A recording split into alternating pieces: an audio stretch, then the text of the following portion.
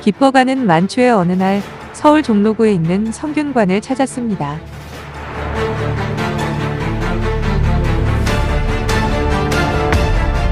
성균관은 한국의 옛 대학으로 그 명칭은 고려시대의 태학, 국자감, 국학, 성균감으로 이어져 오다가 고려 충선왕 때 성균관으로 개명한 데서 비롯하였습니다.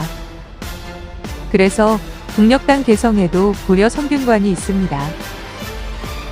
성균관은 고려 말과 조선시대의 인재 양성을 위한 최고 국립교육기관이었습니다. 성균관은 대성전을 중심으로 하는 제사공간, 문묘와 명륜당을 중심으로 하는 교육공간으로 구성되어 있습니다. 서울 문묘는 조선시대의 국가통치 이념인 유교적 세계관과 관련된 곳으로 유교를 집대성한 공자를 비롯한 중국과 우리나라 성현들의 위패를 모시고 제사를 드리는 사당입니다. 문묘의 대성전에는 공자, 안자, 증자, 자사자, 맹자 등 5성과 공문 10철, 송조 6현과 우리나라의 동방 18현 등 모두 39명의 위패를 모시고 있습니다. 성균관의 교육 기능에 비해 제사 기능은 일반 대중에게는 비교적 덜 알려져 있습니다. 문묘에서는 매년 음력 2월과 8월의 첫 번째 정자일에 성현들에게 제사를 드리는데 이를 석전대제 또는 문묘대제라고 합니다.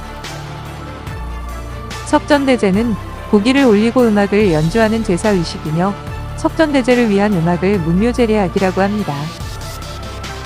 국가적인 행사로 치러지는 석전대제는 엄숙한 제례 절차와 더불어 기악과 성악, 춤이 어우러지는 종합예술의 성격을 띠고 있습니다. 발상지인 중국에서도 그 원형이 남아있지 않으며 현재 우리나라에만 남아있는 중요한 문화유산입니다. 석전대제는 규모는 작지만 종묘대제와 종묘제례악을 방불케 합니다.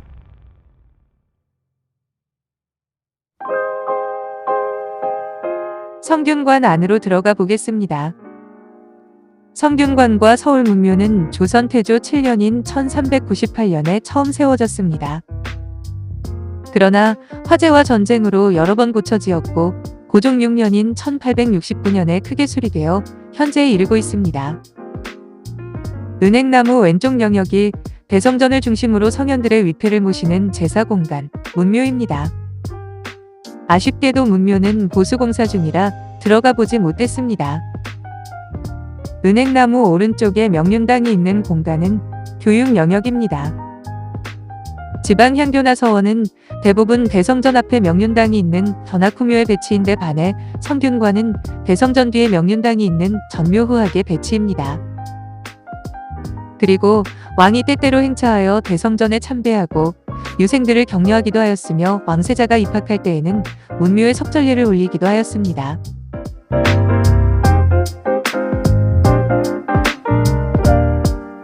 명륜당 앞마당에는 수령 500년이 넘은 은행나무 두 그루가 위풍당당하게 서 있습니다. 이 은행나무는 중종 때인 1519년 성균관 대사성을 지낸 윤탁이 심은 것이라고 합니다. 은행나무는 유교의 상징적인 나무로 공자가 은행나무 아래에서 제자들을 가르쳤다는 횡단에서 기원합니다. 이런 영향으로 교육기관에는 은행나무가 심어져 있는 경우가 많았습니다. 서울 문묘의 은행나무는 높이 26m, 가슴둘레 12m에 이르는 웅장한 나무로 가지 발달이 왕성한 것이 특징입니다. 서울 문묘의 은행나무는 생물학적, 문화적 가치가 높아 천연기념물로 지정되어 있습니다. 안내문에는 18세기 성균관의 모습을 그린 서울시 유형문화유산 폐학개첩 제2면에서 이 나무의 모습을 볼 수 있다고 기록되어 있습니다. 그러면 성균관에서 성균이라는 말은 무슨 의미일까요?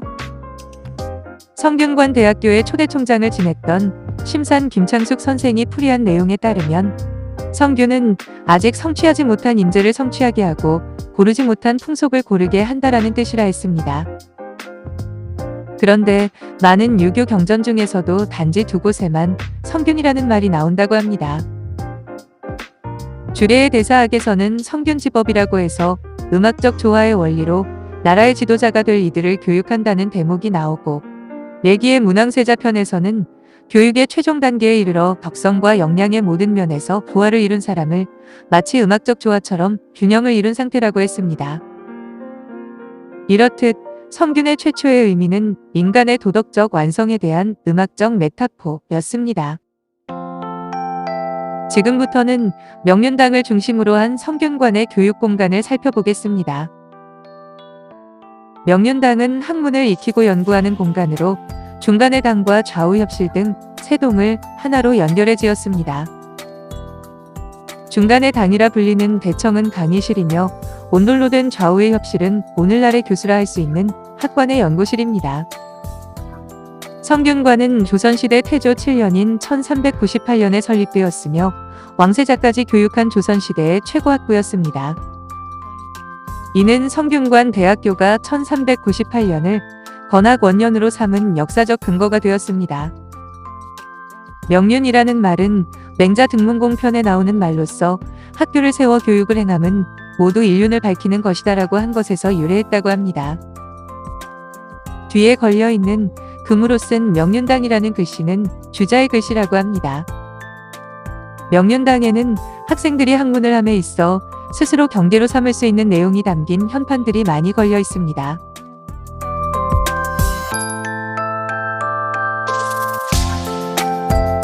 성균관에서도 명륜당은 유생들의 자치 모임인 제회가 열리는 곳이자 대사성의 취임식이 거행되는 곳이기도 했습니다.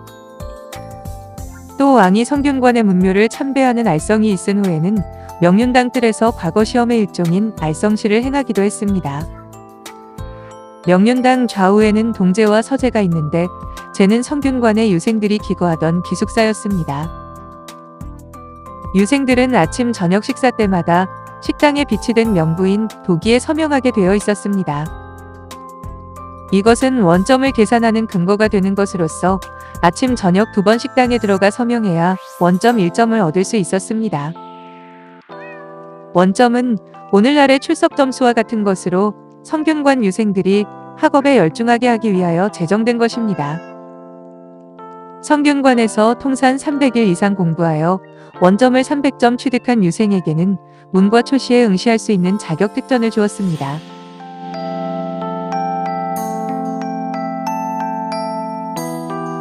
동제와 서제는 앞뒤로 툇마루를 설치한 독특한 양식으로 지어졌습니다. 명륜당 뒤쪽으로는 도서관인 존병각, 학생들의 식당인 진사식당, 활과 화살을 보관하던 육일각 등의 부속 건물들이 있었습니다. 육일각의 존재를 통해 선비들이 공자의 가르침에 따라 문무를 겸비하기 위한 수련까지 하였다는 것을 알 수 있습니다. 성균관 대학교는 저와 오랜 인연이 있는 곳이기도 합니다. 11월 중순이면 명륜당 뜰을 온통 노랗게 뒤덮고 있는 은행잎을 밟으며 부스럭거리는 가을의 소리를 귀담아 듣곤 했습니다.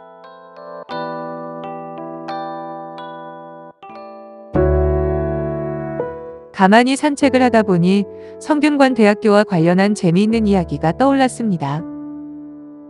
성균관이 조선의 국립고등교육기관이었기 때문에 조선의 왕들을 재단이 사장으로, 성균관 대사성을 지냈던 퇴계 이황 선생은 총장으로, 율곡 이희 선생을 성균관 학생으로 그의 어머니인 신사임당은 학부모로 비유하고 있다는 것입니다. 한편 지폐 5만원권에는 신사임당, 만원권에는 세종대왕, 5천원권에는 율곡 이희 선생, 1,000원권에는 퇴계 이황 선생의 초상화가 각각 나온다는 점 때문에 성균관의 관련 인물들이 대한민국의 경제권을 쥐고 있다는 우스개 이야기도 있을 정도입니다. 실제로 1,000원권 지폐 앞면에는 명륜당 그림이 담겨져 있기도 합니다.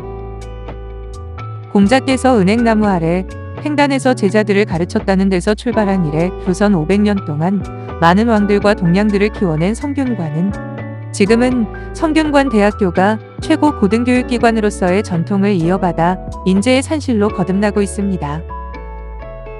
500년을 꿋꿋하게 지켜온 은행나무를 교훈 삼아 미래의 500년도 법고창신의 지혜를 찾아주는 진정한 고등교육의 전당으로 거듭나기를 기대하면서 성균관을 떠납니다.